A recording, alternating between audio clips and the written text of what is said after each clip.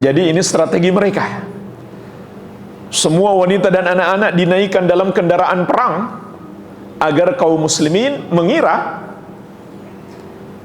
jumlah mereka sangat besar. Kalau kelihatan dari jauh seakan-akan pasukan tempur, padahal kebanyakan wanita dan anak-anak. Dan mereka tidak tahu Rasulullah SAW telah menyebarkan mata-mata beliau di tengah-tengah mereka. Jadi Nabi SAW tahu betul kondisi mereka. Mereka juga membawa semua harta mereka yang bisa mereka bawa. Yang paling banyak adalah hewan ternak. Onta yang paling banyak mereka bawa. Kenapa jemaah sekalian? Tujuan lain mengapa mereka membawa wanita, anak-anak dan harta mereka, agar mereka berperang habis-habisan. Kenapa? Karena kalau mereka kalah, wanita dan anak-anak mereka akan ditangkap oleh musuh. Itu pemikiran mereka. Begitu pula harta mereka akan habis menjadi ghanimah, menjadi harta rampasan perang. Bahkan bukan cuma itu, mereka juga secara bersama-sama menghancurkan sarung pedang mereka. Ini adalah kebiasaan orang Arab dahulu. Kalau sudah menghancurkan sarung pedangnya, berarti dia akan bertempur sampai titik darah penghabisan. Jadi betul-betul mereka dengan semangat yang luar biasa. Maka jemaah sekalian, awal pertempuran mereka berhasil memukul mundur kaum muslimin. Di antaranya karena mereka dari suku Hawazin terutama itu terkenal sebagai para ahli memanah. Dan mereka membuat strategi yang bagus. Mereka sebarkan pasukan mereka sehingga merata dalam banyak titik. Kemudian panah datang dari banyak titik. Sementara kaum muslimin hanya datang dari satu jalan, meskipun sebenarnya kaum muslimin jumlahnya lebih banyak. Dan kaum muslimin menyadari itu, jumlah mereka lebih banyak. Mereka tidak tertipu dengan penampakan banyaknya pasukan, padahal wanita dan anak-anak yang dinaikkan di atas onta dan kuda perang. Kaum muslimin tahu. Sampai jemaah sekalian, ketika itu ada kaum muslimin yang berkata, lan nuhzamul yaumin killah. Kita nggak mungkin kalah hari ini karena jumlah kita sedikit, nggak mungkin. Sebab jumlah kita sangat besar. Tapi apa yang terjadi jemaah sekalian? Di awal pertempuran, orang-orang musyrik mengerahkan semua kemampuan mereka menyerang bersama-sama. Maka kaum muslimin pun kocar-kacir, lari mundur ke belakang, sampai-sampai tidaklah tersisa di medan tempur kecuali sekitar 100 orang saja. Bayangkan, dari 12.000 yang bertahan di medan tempur hanya kurang lebih 100 orang. Di situ ada Rasulullah SAW, Abu Bakar, Umar, Ibnu Mas'ud, Abu Sufyan, Ali bin Abi Thalib, Al-Abbas bin Abdul Muttalib, Usama bin Zaid radhiyallahu ta'ala anhum ajmain. Mereka ini yang disebutkan nama-namanya, posisinya paling dekat dengan Rasulullah SAW dan tidak sedikit pun lari dari medan tempur.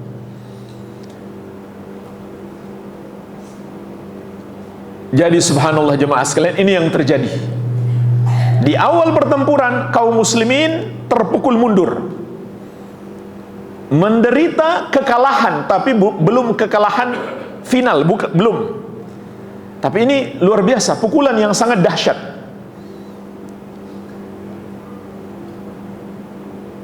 Tapi kemudian jemaah sekalian, kaum muslimin menyadari kesalahan mereka.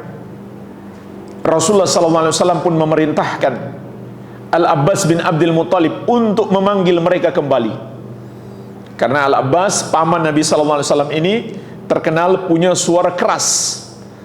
Maka Nabi sallallahu alaihi wasallam pun memerintahkan beliau untuk memanggil mereka dengan panggilan-panggilan yang bisa menggelorakan semangat mereka. Beliau panggil, wahai para pembaca Al-Quran, wahai ahli surat Al-Baqarah, wahai kaum Ansar, wahai kaum Muhajirin, wahai ashabu syajarah, wahai orang-orang yang telah berbaiat kepada Nabi sallallahu alaihi wasallam di bawah pohon, yaitu dalam peristiwa Bai'atur Ridwan, ketika mereka berbaiat, berjanji setia untuk mengorbankan nyawa demi membela Islam. Dipanggil mereka satu persatu, mereka pun berdatangan kembali. Mereka menyadari kesalahan mereka, mereka bertobat kepada Allah, dan pada akhirnya pertempuran terjadi lagi. Dan akhirnya jamaah sekalian, Allah Subhanahu wa taala memberikan kemenangan kepada kaum muslimin dengan pertolongannya. Minimalnya jemaah sekalian ada dua bentuk pertolongan Allah pada perang Hunain. Yang pertama, Allah turunkan malaikat, sehingga disebutkan dari 100 orang bersama Nabi sallallahu alaihi wasallam ini, tidaklah ada orang-orang musyrik yang mendekati, kecuali kata orang-orang musyrik itu, kami melihat ada orang-orang berwajah tampan melindungi Rasulullah sallallahu alaihi wasallam. Tidaklah yang mendekati beliau kecuali mati. Yang kedua, Nabi sallallahu alaihi wasallam Allah berikan mukjizat di sini.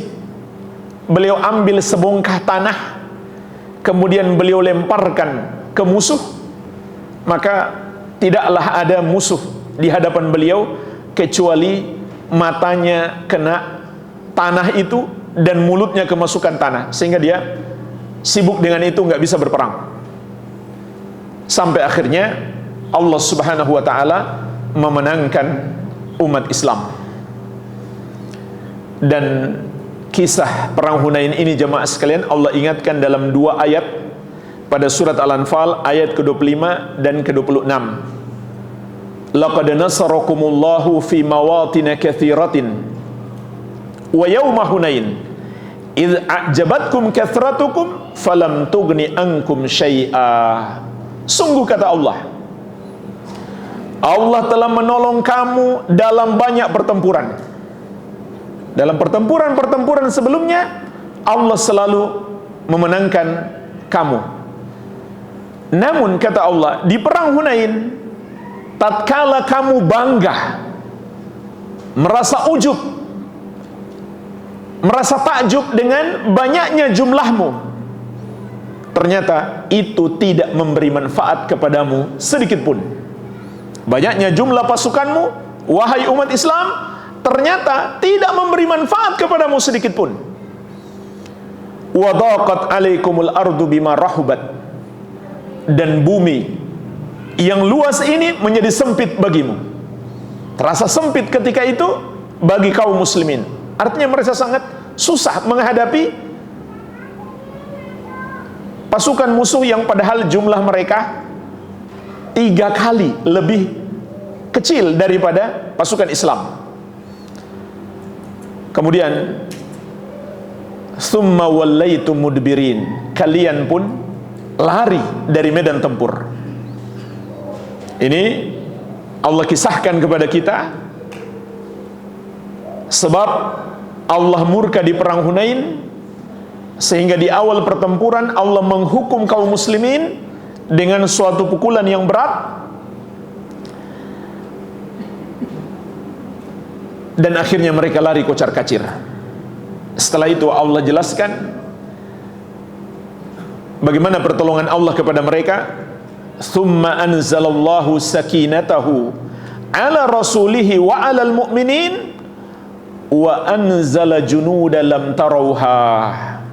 Kemudian Allah turunkan ketenangannya kepada Rasulnya dan kepada orang-orang yang beriman. Ini bentuk pertolongan Allah kepada pasukan Islam ketika itu. Allah berikan ketenangan di hati mereka, sehingga hilang rasa takut mereka. sehingga mereka berani melawan musuh. Wa anzala junudan lam tarauha, dan Allah turunkan pasukan yang kalian gak bisa melihat, yaitu pasukan malaikat. Wa adzabal ladzina kafaru, dan Allah azab orang-orang kafir di hari itu, yaitu Allah azab dengan pedang-pedang pasukan kaum muslimin, dengan pukulan-pukulan para malaikat. Wa dzalika jazaa'ul kafirin, dan itulah balasan bagi orang-orang kafir. Surat Al-Anfal ayat 25-26. Afwan, surat At-Taubah. Ahsanta, barakallahu fikum. Maaf. Surat At-Taubah ayat 25-26. Jadi jemaah sekalian, inilah ringkas perang Hunain. Lalu apa pelajaran yang bisa kita petik dari sini? Tentu pelajaran sangat banyak sekali. Namun karena waktu kita terbatas, mungkin saya ingin memetik 5 pelajaran yang paling penting yang bisa kita ambil dari perang Hunain. Pelajaran yang pertama jemaah sekalian, syariat berjihad. Ini adalah syariat yang sangat agung, yang diamalkan oleh hamba Allah yang paling mulia, yang paling baik akhlaknya, yang paling pengasih kepada orang lain, yang Allah sebutkan dalam Al-Quran sifat beliau, laqad ja'akum rasulun min anfusikum azizun alaihi ma'anittum harisun alaikum bil mu'minina raufur rahim. Sungguh telah datang kepadamu seorang rasul yang berasal dari dirimu sendiri, yaitu dari bangsa manusia. Sangat berat dia rasakan penderitaanmu, sangat menginginkan kebaikan untukmu, dan dia lembut serta penyayang terhadap orang-orang yang beriman. Nabiur Rahmah, nama beliau adalah Nabiur Rahmah, Nabi kasih sayang. Tapi Allah syariatkan untuk beliau dan beliau amalkan syariat berjihad, berperang melawan orang-orang kafir. Maka setiap muslim wajib meyakini jihad adalah syariat yang mulia. Bahkan bukan hanya wajib meyakini, setiap muslim pun wajib berniat untuk berjihad. Karena dalam sebuah hadis Rasulullah SAW mengingatkan kita, man mata walam yaghzu walam yuhaddits nafsahu bighazwin mata ala syu'batin minan nifaq. Barang siapa mati dan dia belum pernah berperang di jalan Allah, belum pernah pula berniat untuk berperang, maka dia mati di atas satu cabang kemunafikan. Oleh karena itu jemaah sekalian, ciri-ciri orang munafik secara umum adalah membenci ajaran syariat. Begitu pula membenci umat Islam, tapi berkasih sayang dengan orang kafir. Itu ciri-ciri orang munafik. Dan secara khusus mereka membenci syariat berjihad. Kenapa? Karena mereka sayang kepada orang kafir. Mereka tidak mau orang-orang kafir diperangi. Itu ciri-ciri orang munafik yang Allah sebutkan dalam Al-Quran, basyiril munafiqina bi anna lahum adzaban alima alladzina yattakhiduna al-kafirina awliya'a min dunil mu'minin. Kabarkan kepada orang-orang munafik itu, bagi mereka azab yang pedih, yaitu orang-orang yang menjadikan orang-orang kafir sebagai wali-wali mereka selain orang-orang yang beriman. Menjadikan orang kafir sebagai wali artinya mencintai mereka, menjadikan mereka teman dekat, bersekutu dengan mereka dalam memusuhi Islam dan umat Islam, mengangkat mereka menjadi orang kepercayaan, menunjuk mereka menjadi pejabat, mengangkat mereka menjadi pemimpin. Itu artinya menjadikan orang kafir sebagai wali. Kata Allah, itu sifat orang-orang munafik. Makanya mereka benci syariat berjihad. Padahal jemaah sekalian, Jihad itu adalah amal soleh yang sangat agung, yang Allah perintahkan kepada Nabi yang paling mulia, Nabi yang paling penyayang, yang paling baik akhlaknya. Dalam sepanjang hidup beliau, ada banyak sekali pertempuran yang beliau langsung turun ikut serta dalam pertempuran tersebut. Bukan hanya memerintah umat Islam, tapi beliau juga turun dalam pertempuran itu, menghadapi betapa sulitnya medan jihad tersebut. Dan di dalam Al-Quran Allah mengabarkan kepada kita, jihad adalah amalan yang menyelamatkan kita dari azab Allah. Ya ayyuhalladzina amanu hal adullukum ala tijaratin tunjikum min azabin alim. Wahai orang-orang yang beriman, kata Allah Subhanahu wa taala, maukah kamu aku tunjukkan sebuah perniagaan yang dapat menyelamatkan kalian dari azab yang pedih? Tu'minuna billahi wa rasulih wa tujahiduna fi sabilillahi bi amwalikum wa anfusikum dzalikum khairul lakum in kuntum ta'lamun. Kalian beriman kepada Allah dan Rasulnya, dan kalian berjihad di jalan Allah dengan harta-harta kalian dan diri-diri kalian, maka itu lebih baik bagi kalian apabila kalian mengetahui. Yaghfir lakum dzunubakum, maka dengan itu Allah akan mengampuni dosa-dosamu. Wa yudkhilkum jannatin tajri min tahtihal anhar, dan Allah akan masukkan ke kalian dalam surga-surga yang mengalir di bawahnya sungai-sungai. Wa masakinat thayyibatan fi jannati adn dzalikal fawzul azim, dan rumah-rumah yang baik di surga Aden, itulah kemenangan yang besar. Wa ukhra tuhibbunaha nasrun minallahi wa fathun qarib wa basyiril mu'minin. Dan nikmat lain yang juga kalian sukai, pertolongan dari Allah dan kemenangan yang dekat, dan berilah kabar gembira kepada orang-orang yang beriman. Surat As-Saff ayat 10 sampai 13. Ayat yang mengabarkan kepada kita jihad adalah amalan yang agung yang menjamin kita masuk surga dan selamat dari api neraka, ditambah lagi dengan pertolongan Allah Subhanahu wa taala untuk menang melawan orang-orang musyrik. Jadi jemaah sekalian, ini wajib kita yakini. Ini penting kita ingatkan, karena ada sebagian orang mulai membuat keraguan-raguan terhadap umat Islam. Seakan-akan jihad itu, kata mereka, adalah ciri-ciri ajaran radikal, ciri-ciri terorisme, sehingga mereka membenci syariat berjihad. Sampai ada yang mengusulkan harus dihapus, kata mereka, dari kurikulum pondok pesantren fikih jihad. Sampai seperti itu. Maka jemaah sekalian, ulama Islam tidak berbeda pendapat. Semuanya sepakat, barang siapa mengingkari satu ajaran syariat, maka Islamnya batal. Dia bukan lagi seorang muslim. Atau dia benci satu ajaran syariat, maka dia bukan lagi seorang muslim. Islamnya batal. Apalagi dia sampai menjelek-jelekkan, merendahkan syariat Allah, maka ulama Islam juga tidak berbeda pendapat, dia bukan lagi seorang muslim. Tetapi memang ada sebagian umat Islam yang telah membuat wajah syariat jihad ini menjadi buruk, yaitu orang-orang yang melakukan aksi terorisme, seperti membunuh orang-orang kafir di negeri kaum muslimin, bukan di medan jihad. Ini bertentangan dengan ajaran Islam.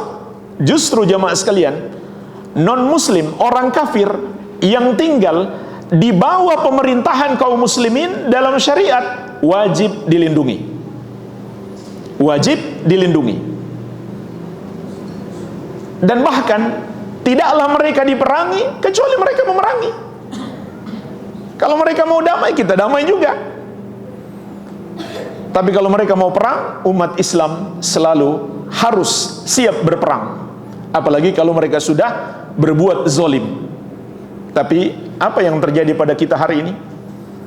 Saudara-saudara kita di Palestina hari ini setiap hari dizolimi, dibakar hidup-hidup, dibom. Apa yang kita lakukan? Kita nggak punya kekuatan. Kita diam-diam saja. Kenapa? Karena kita lemah. Maka insya Allah kita juga bisa memetik pelajaran dari perang Hunain ini? Kenapa kita lemah? Saudara kita setiap hari disembelih, dibakar hidup-hidup. Bahkan banyak umat Islam yang seakan gak peduli dengan apa yang terjadi pada saudaranya.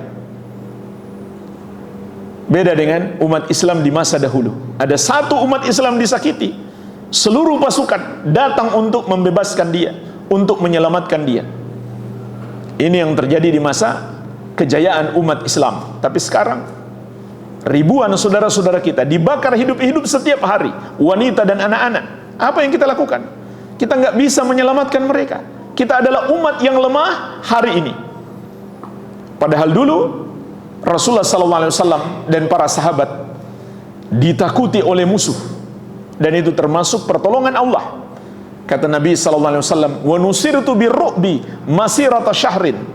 Aku ditolong oleh Allah dengan rasa takut pada musuh dari jarak sebulan perjalanan. Sekarang terbalik, kita yang takut sama musuh. Musuh tidak takut kepada kita. Apa penyebabnya jemaah sekalian? Inilah pelajaran yang kedua. Karena Allah Subhanahu wa ta'ala belum memberikan pertolongan kepada kita. Maka pelajaran yang kedua jemaah sekalian yang bisa kita petik dari perang Hunain adalah kemenangan itu datangnya dari Allah Subhanahu wa ta'ala, bukan dari banyaknya pasukan kita. Kalau kita kumpul jamaah sekalian, jumlah umat Islam hari ini 2 miliar. Kalau kita kumpul pasukan, jumlahnya sangat besar. Dari banyak negara Islam, dari banyak negeri kaum muslimin, dengan militer yang sangat hebat, punya persenjataan yang canggih. Tapi kita ditertawakan oleh orang-orang Yahudi dan Nasrani hari ini yang menyakiti saudara kita di Palestina. Kita nggak bisa apa-apa, kita nggak bisa membebaskan mereka, karena kemenangan itu bukan pada banyaknya pasukan, bukan pada banyaknya persenjataan atau modernnya persenjataan. Allah Subhanahu wa ta'ala mengingatkan secara khusus dalam kisah Hunain, "Idh a'jabatkum kathratukum falam tugni ankum syai'a." Tatkala kalian takjub dengan banyaknya jumlahmu, maka itu tidak memberi manfaat kepadamu sedikit pun. Artinya apa jemaah sekalian? Meskipun fisik kita kuat, pasukan kita banyak, persenjataan kita hebat, tanpa pertolongan Allah kita nggak mungkin menang, nggak mungkin. Tapi ingat, bukan bermakna di sini kita nggak bersiap secara fisik, bukan. Bersiap secara fisik itu juga perintah Allah. Apa kata Allah? Wa a'iddu lahum mastata'tu min quwwah. Siapkan kekuatan yang kamu sanggupi untuk menghadapi mereka. Ini pun perintah Allah. Kita ada bersiap bukan? Kita sudah bersiap atau tidak? Paling tidak persiapkan ilmunya dulu, ilmu berjihad, hukum-hukum syariat, dan yang paling utama persiapkan ilmu tentang sebab-sebab kemenangan umat Islam. Ini yang sangat penting kita petik dari perang Hunain. Kita yakin terlebih dahulu kemenangan itu datangnya dari Allah Subhanahu wa ta'ala, bukan karena kekuatan kita. Kita disuruh bersiap, membentuk pasukan, menguatkan fisik, menguatkan persenjataan. Tapi ingat, itu tidak ada apa-apanya tanpa pertolongan Allah. Di surat Al-Anfal ayat ke-10 Allah menegaskan, "Wa man nasru illa min indillah." Dan tidak ada kemenangan kecuali dari sisi Allah Subhanahu wa ta'ala. Tidak ada kemenangan kecuali dari sisi Allah. Dan jemaah sekalian, mayoritas pertempuran Nabi sallallahu alaihi wasallam dan para sahabat itu jumlah kaum muslimin jauh lebih kecil dibandingkan musuh. Hanya kadang-kadang saja jumlah umat Islam lebih besar seperti perang Hunain. Tapi pada kebanyakan pertempuran jumlah umat Islam jauh lebih sedikit. Di perang Badar 300 lawan 1000. 300 lawan 1000. Di masa Umar bin Khattab itu lebih dahsyat lagi. 3.000 umat Islam dipimpin oleh Khalid bin Walid melawan 200.000 pasukan Romawi. Pasukan Romawi yang sekarang banyak filmnya, pasukan besar yang berjaya menguasai dunia di masa itu, ternyata nggak ada apa-apanya di hadapan kaum muslimin. Yang ketika di awal pertempuran mereka menertawakan melihat penampilan umat Islam. Lihat penampilan saja sudah nggak meyakinkan. Nggak ada seragam, senjata-senjata tradisional yang mereka bawa. Ini bangsa Arab yang hanya mengenal tawuran antar kampung dulu. Sementara Romawi adalah pasukan besar, terlatih, dan memiliki pengalaman tempur berabad-abad lamanya. Dan jumlahnya tidak masuk akal. 3.000 melawan 200.000. Tapi dengan izin Allah mereka bisa dikalahkan. Jadi bukan soal jumlah, tapi sekali lagi kita juga disuruh mempersiapkan diri secara fisik. Namun itu nggak akan berarti tanpa pertolongan Allah Subhanahu wa ta'ala. Meskipun jumlah kita kecil, kalau Allah menolong kita, kita pasti menang. Tidak mungkin tidak. Ini Allah ingatkan secara khusus atas apa yang terjadi di perang Hunain. Wa yauma Hunain idh a'jabatkum kathratukum falam tughni ankum syai'a. Ingatlah perang Hunain ketika kalian bangga dengan banyaknya jumlah kalian, ternyata banyaknya jumlah itu tidak memberi manfaat kepada kalian sedikit pun kalau Allah Subhanahu wa ta'ala tidak memberikan pertolongan. Pelajaran yang ketiga jemaah sekalian, tentang sebab Allah menolong kaum muslimin baik pada perang Hunain maupun dalam seluruh peperangan adalah ketika mereka kembali kepada Allah, beriman kepadanya, menjalankan perintah-perintahnya dan menjauhi larangannya. Itulah jemaah sekalian sebab Allah menolong kita. Sebagaimana Allah tegaskan juga dalam surat Al-Anfal ayat ke-64. Ya ayyuhan nabi hasbukallah wa manittaba'aka minal mu'minin. Wahai nabi, cukup bagimu Allah sebagai penolong dan penolong orang-orang beriman yang mengikutimu. Lihatlah jemaah sekalian, dalam ayat ini Allah menyebutkan dua sebab kita mendapatkan pertolongan. Yang pertama iman, yang kedua mengikuti Nabi Muhammad sallallahu alaihi wasallam. Tidak ada jalan lain agar kita menang, agar kita berjaya, agar kita kembali menjadi umat yang kuat yang bisa membebaskan Palestina maupun mengalahkan semua musuh-musuh Islam, kecuali kita kembali kepada agama Allah Subhanahu wa ta'ala. Dalam hadis Rasulullah sallallahu alaihi wasallam juga mengingatkan kita, idza tabaya'tum bil 'ainah wa akhadtum adnabal baqari wa raditum bizar'i wa taraktumul jihad sallatallahu alaikum dhulla la yanzi'uhu ankum hatta tarji'u ila dinikum. Apabila kalian telah melakukan jual beli dengan cara inah, yaitu satu bentuk transaksi riba. Bagaimana lagi dengan hari ini? Banyak sekali bentuk transaksi riba. Bahkan hampir tidak ada satu lembaga keuangan kecuali punya transaksi riba. Dan itu bukan di negeri kafir, di negeri kaum muslimin. Apabila kalian telah melakukan jual beli dengan cara inah, dengan cara riba, wa akhadtum adnabal baqari wa raditum bizar'i, dan kalian telah memegang ekor-ekor sapi dan ridho dengan pertanian. Maksudnya, kata para ulama, kalian terlalu cinta dunia dan lupa dengan kematian, lupa dengan kewajiban-kewajiban kalian. Wa taraktumul jihad, dan kalian meninggalkan jihad. Apa yang terjadi?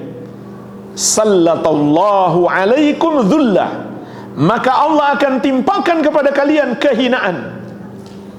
Jadi jemaah sekalian, kita ini umat yang lemah, bagian dari hukuman Allah atas kita. Jangan merasa sok kuat, kita ini umat yang lemah hari ini. Bukti nyata di hadapan kita, saudara-saudara kita di Palestina sampai hari ini masih terus dibunuh, tidak peduli wanita dan anak-anak, masjid dihancurkan. Kita cuma bisa apa? Sempat dulu bisanya koar-koar di medsos, sekarang bahkan sudah nggak kedengaran. Seakan-akan sudah biasa saja itu. Kita hampir nggak peduli lagi dengan saudara-saudara kita. Sempat kita semangat mendoakan mereka, mengirim donasi kita, sekarang sudah sepi lagi. Itulah yang terjadi pada kita jamaah sekalian. Harus kita sadar, kita adalah umat yang lemah hari ini. Itu bagian dari hukuman yang Allah timpakan kepada kita. Kemudian apa solusinya? Apa solusinya? Kata Nabi sallallahu alaihi wasallam, la yanzi'uhu ankum hatta tarji'u ila dinikum. Allah tidak akan menghilangkan kehinaan kalian sampai kalian kembali kepada agama kalian. Enggak ada jalan lain jemaah sekalian untuk menjadi umat yang besar kecuali kembali kepada agama kita. Masuk Isya? Adzan dulu. Habis Isya kita habis adzan kita lanjut sedikit ya. Baik, silakan.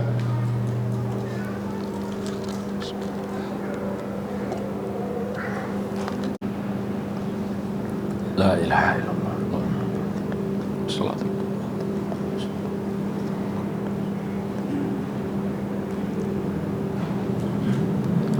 Jemaah sekalian, kita masuk pelajaran yang keempat. Ada potongan peristiwa yang sangat penting juga terjadi pada Perang Hunain. Dan dari peristiwa itu kita bisa memetik pelajaran yang sangat penting, yaitu Rasulullah SAW terus memperbaiki akidah, terutama akidah tauhid, meskipun dalam kondisi genting. Bahkan itu kunci kemenangan. Jadi ada potongan kisah dari Perang Hunain. Sekelompok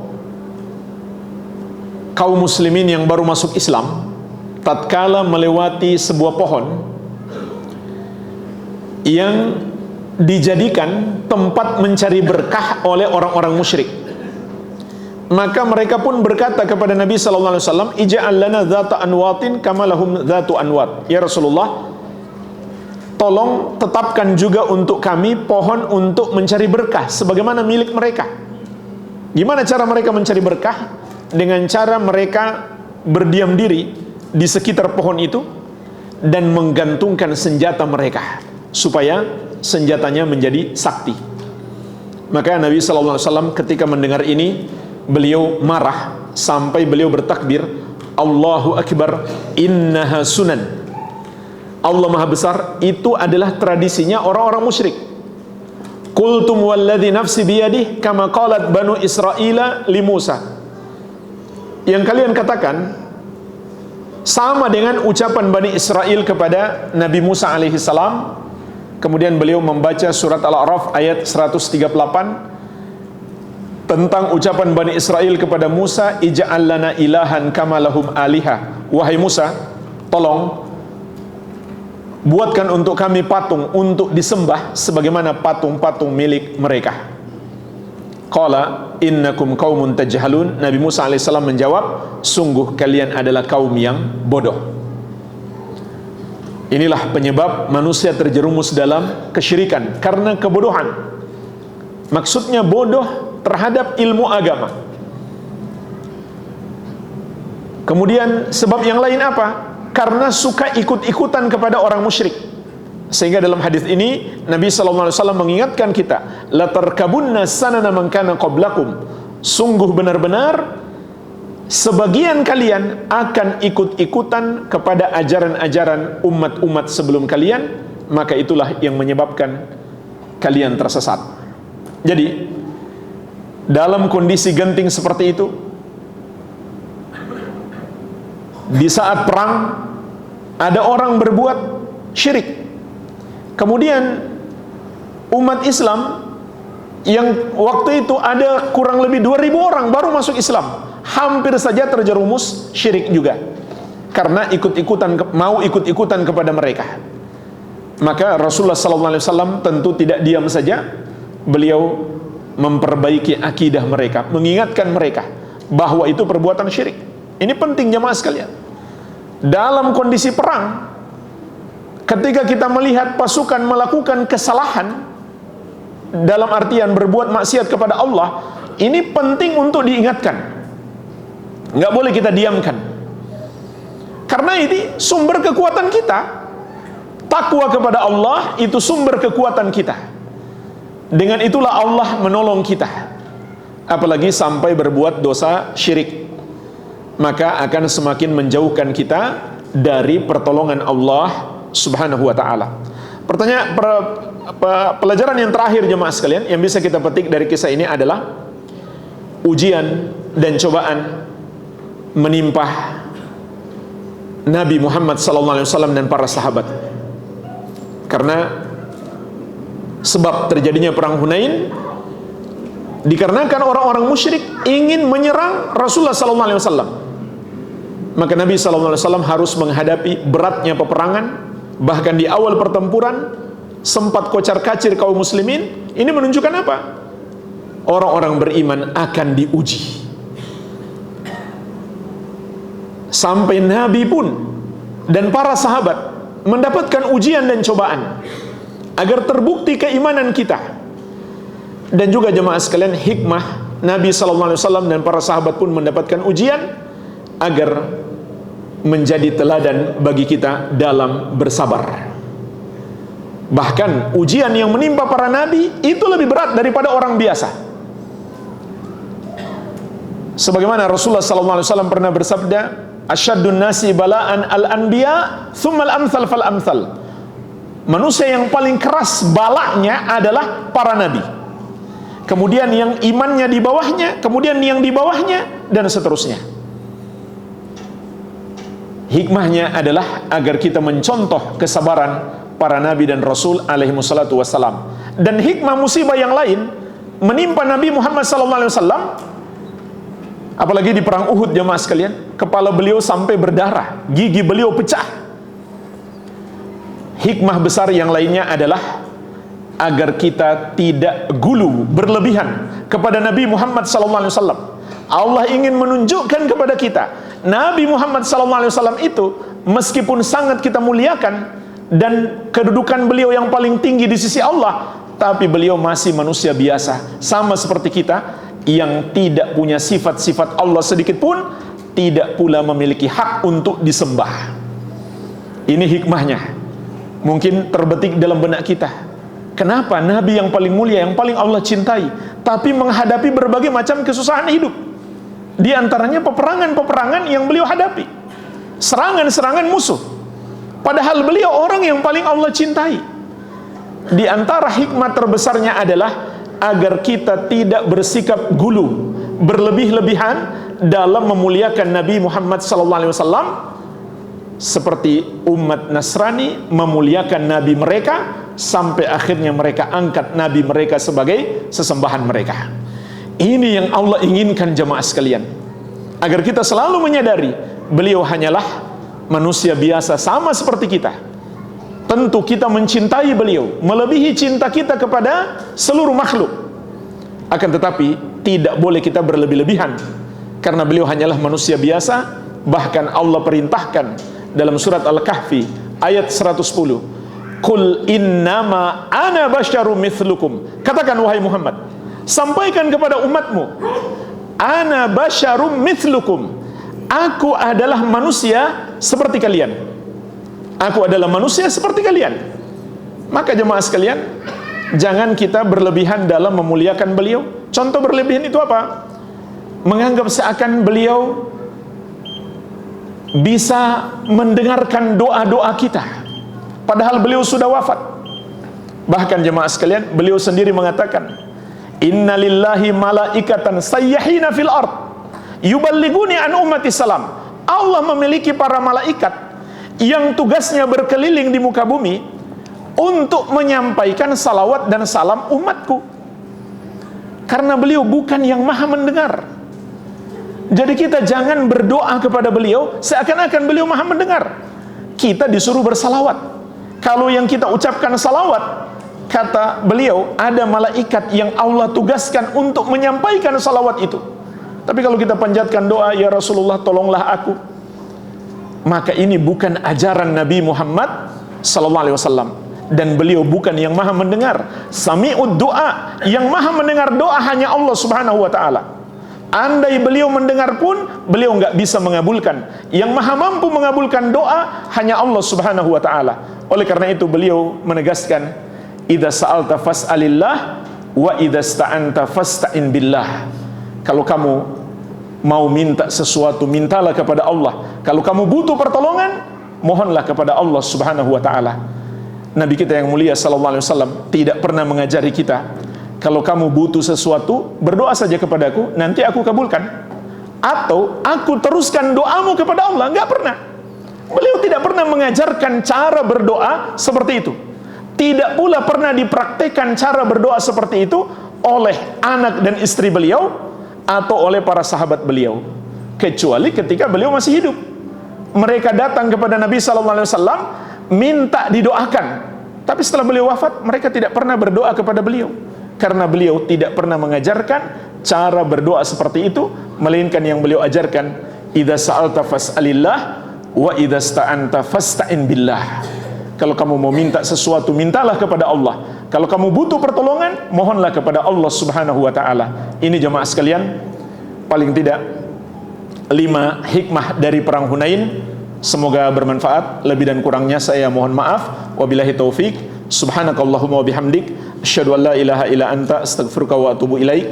Wa sallallahu ala nabiyyina Muhammadin wa alihi wasallam. Walhamdulillahi rabbil alamin. Wassalamu alaikum warahmatullahi wabarakatuh.